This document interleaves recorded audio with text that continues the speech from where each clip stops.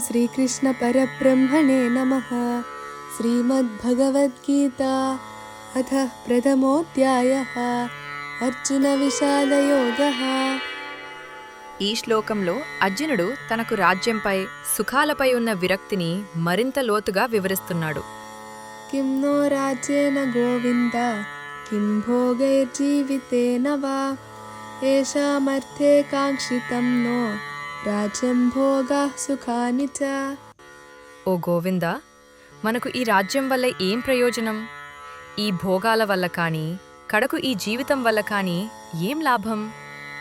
ఎవరికోసమైతే మనం ఈ రాజ్యాన్ని, భోగాలను, సుఖాలను కోరుకుంటామో వారే ఇక్కడ యుద్ధరంగంలో ప్రాణాలకు తెగించి నిలబడి ఉన్నారు. అర్జునుడు ఇక్కడ శ్రీకృష్ణుణ్ణి గోవింద అని సంబోధించాడు. గోవిందుడు అంటే ఇంద్రియాలకు ఆనందాన్ని ఇచ్చేవాడు అని అర్థం.